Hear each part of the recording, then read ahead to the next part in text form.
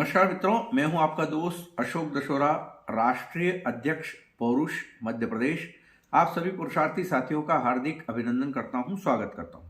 दोस्तों, आज की इस खबर में हम आपको बताने के लिए जा रहे हैं कि लोअर कोठे, डिस्ट्रिक्ट कोठे, फैमिली कोठे, हाई कोठे से लेकर के सुप्रीम कोठे तक के न्याय की कुर्सी पर बैठे हुए अन्यायियों के मर्दों के प्रति दुर्व्यवहार, दुराचरण, अत्याचार, अनाचार और प्रताड़ना के किस्से।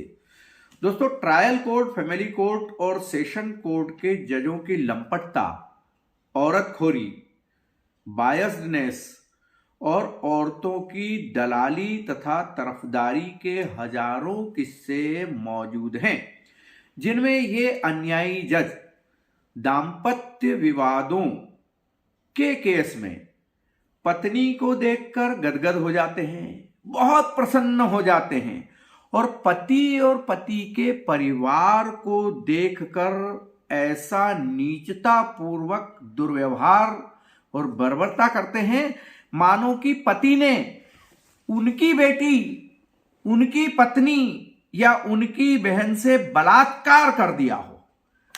स्त्री लंपट जजों के इन्हीं दुराचरणों को देखते हुए संस्था पौरुष पिछले 12-13 वर्षों से माननीय राष्ट्रपति महोदय, प्रधानमंत्री महोदय, कानून मंत्री, लीगल कमीशन और विभिन्न सांसदों को दाम्पत्य विवादों के केस की ट्रायल की वीडियो रिकॉर्डिंग की मांग कर रहे हैं, ताकि इन लंपट, स्त्री लंपट दुराचरी जजों की मुख मुद्राएं, इनके आचरण, इनके दुराचरण को रिकॉर्ड करके हाई कोर्ट या सुप्रीम कोर्ट में पेश किया जा सके। चलिए दोस्तों, बात करते हैं हम इंदौर, भोपाल, उज्जैन और देवास के कुछ बेवकूफ जजों की कारस्तानी की कहानियों की। पहला प्रकरण है भोपाल की फैमिली कोर्ट के एक दड़ियल जज कि जवान औरतों को देखकर बाछें खिल जाती है, बहुत खुश हो जाता है वो देख करके। कुर्सी पर बैठे हुए जज साहब महिला क्लाइंट या महिला वकील को देख करके टांगे फैलाते हुए कुर्सी पर ही लेट जाते हैं और अपनी सारी डिग्निटी भुला देते हैं और भुला करके सड़क छाप मजनू की तरह आचरण और व्यवहार करने लगते हैं। मजनूगिरी के शौकीन इन दड़ियल जज से मजाल है कि कोई फैसला पुरुष के पक्ष में करवा ले। ये लंपट जज एक बेरोजगार पति को भरण पोषण के केस के दावे में 4-5 बार जेल की सलाखों के पीछे भेज चुके हैं। दूसरा प्रकरण बताते हैं देवास की कोर्ट के एक पूर्व जेएमएफसी श्रीश शुक्ल, वो तो हर दिन लंच टाइम में अपनी माशुका को अपने केबिन में साथ बिठाकर गुटुरगू करता है, नयन मटक्का करता है, पूरी कोर्ट में बदनाम था। उसके फेमिनिज्म का यह आलम रहा दोस्तों कि पति पत्नी की काउंटर एफआईआर में इस भड़वे ने बदनीयती और बदले की भावना से अपने पद और अधिकारियों का दुरुपयोग करते हुए आरोपी पत्नी के केस को जल्दी जल्दी चलाया और फरियादी पति को ही दंडित कर दिया, जुर्माना कर दिया, जबकि पति की एफआईआर में ज्यादा गंभीर आरोप थे। लेकिन इस स्त्री लंपट औरतखोर दलाल जज ने पत्नी के पक्ष में फैसला दे दिया, बाद में सेशन जज ने इसे खारिज कर दिया। अब चलते हैं इंदौर की कोर्ट की बात करते हैं। इंदौर कोर्ट में पत्नी के द्वारा पति के खिलाफ लगाए गए बलात्कार और अप्राकृतिक यौनाचार के केस में एक गंजे सेशन जज ने पति की जमानत इसलिए खारिज कर दी कि पत्नी ने करवा चौथ के दिन केस लगाया था, तो सच ही होगा। जबकि आईपीसी की धारा 375 कहती है कि पत्नी पति के खिलाफ बलात्कार और अप्राकृतिक यौनाचार की एफआईआर दर्ज ही नहीं करा सकती है, केस चलता ही नहीं है। लेकिन दर्जनों ऐसे सबूत जो पत्नी के अवैध संबंध के बारे में थे और एडल्ट यानी कि वयस्क बेटी का शपथ पत्र, ये सब पिता ने अपने केस में लगाया था। लेकिन इस गंजे अंधे जज को न तो कोई सबूत दिखाई दिया, न ही सच्चाई दिखाई दी, और इस स्त्री लंपट जज ने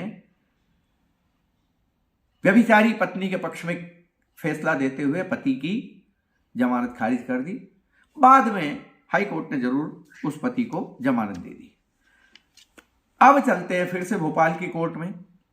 भोपाल कोर्ट में पत्नी के द्वारा घरेलू हिंसा के केस में झूठा आवेदन देकर, झूठे बयान देकर, फर्जी दस्तावेज देकर अपने पति से भरण पोषण, आवास, वाहन सुविधा, बेटी की शिक्षा के खर्च, ऐसी अवैध और अनैतिक मांग की गई थी।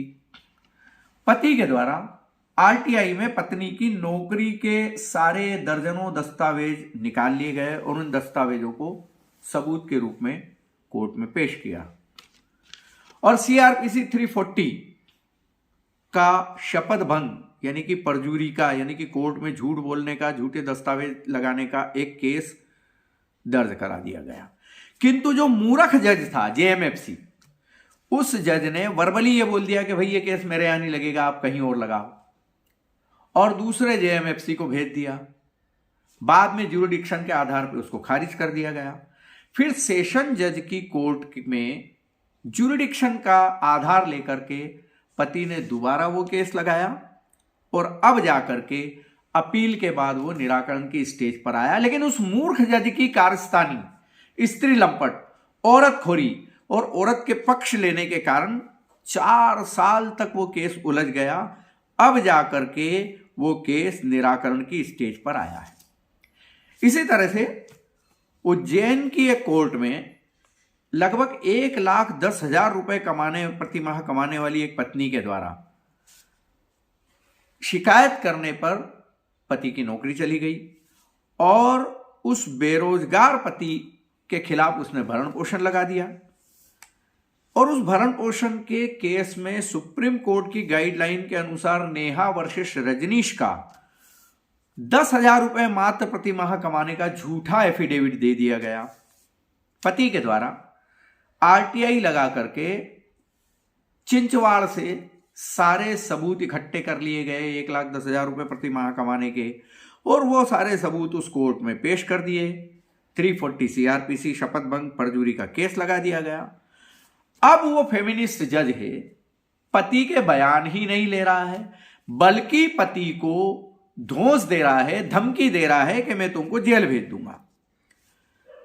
अब आप सोचिएगा, इस तरह के स्त्री लंपट जजों के द्वारा पति के निर्दोष होने पर भी, पत्नी के दोषी होने पर भी इस तरह के व्यवहार, दुराचरण, धमकी, धौंस दी जा रही है। तो हमारा यही तो कहना है कि अगर इन भड़वों की वीडियो रिकॉर्डिंग की जाए तो हम इसको हाई कोर्ट और सुप्रीम कोर्ट में चैलेंज कर सकेंगे।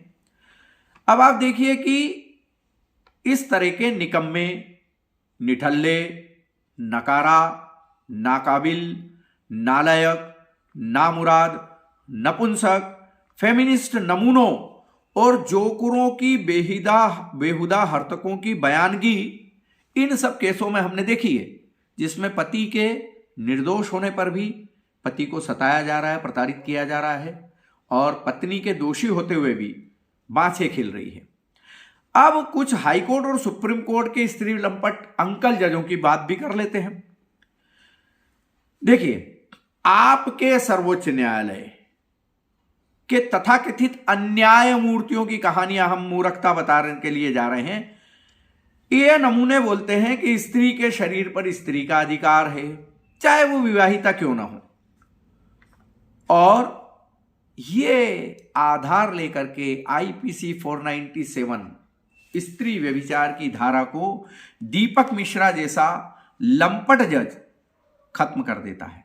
दुष्परिणाम क्या हो रहा है कि आज स्त्री को विवाहित स्त्री को छिनाली की खुली छूट मिल गई और परिवार दिन पे दिन नष्ट होते चले जा रहे हैं।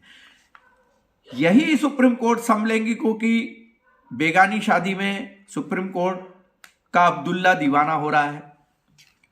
वेश्यावृत्ति भी एक व्यवसाय है, हम इसे रोक नहीं सकते, ये माननीय सुप्रीम कोर्ट बोल रही है।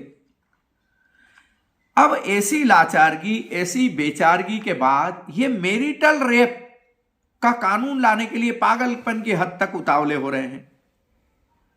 और देखिएगा, लिव इन रिलेशन को ये जायज मानने और अमली जामा पहनाने की कोशिश कर रहे हैं। तलाक के केस के दौरान पत्नी अगर गैर मर्द के साथ रहे तो क्या हर्ज है, यह माननीय सुप्रीम कोर्ट बोल रहे हैं, हाई कोर्ट बोल रहे हैं। और पुरुष आयोग बनाने की याचिका को देखते ही भड़क उठते हैं और बोलते हैं नहीं कोई जरूरत नहीं है, तो जुर्माना लगा दें 20 लाख रुपए का। अरे स्त्री लंपट भड़वों, कल तुम्हारे भी बेटे बड़े होंगे, उनकी भी बीबियां उनके खिलाफ झूठे बलात्कार लगाएगी। तुम भी कोर्ट में बैठे हो, रंजन गोगोई पर बलात्कार लगा था, फिर कहां जाओगे बच के? ये तुम्हारे दुष्कर्मों, तुम्हारे पापों की सजा मिलेगी। कर्म प्रधान विश्व रची राखा, जो जैसा कर ही तसफल चाखा। भुगतोगे तुम भी, रोगे, कुछ नहीं कर पाओगे। और यही भड़वे जज निर्भया इंडस्ट्रीज ऑफ रेप और निर्भया इंस्टीट्यूट ऑफ रेप को महिमा मंडित करते हैं और व्यभिचारी स्त्री यानी छिनालों के पक्ष में फैसले देते हैं। और इस तरह के फैसले देकर के ये परिवार, समाज, राष्ट्र, देश, राज्य को विखंडित करके राष्ट्रद्रोह जैसा कुकर्म कर रहे हैं। ये सभी इन हाई प्रोफाइल अर्बन नक्सल अंकल जजों की मुर्दानगी की निशानी है।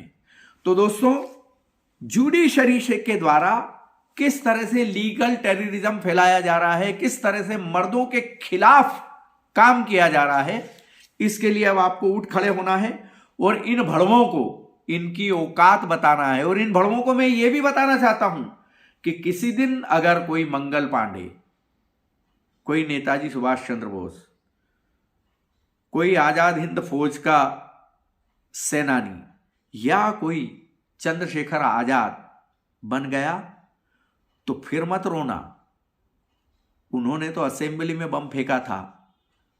आप अपनी औकात देखते हुए सुधर जाओ, वरना वो दिन दूर नहीं जब इस राष्ट्र में क्रांति होगी और आप भगते फिरोगे।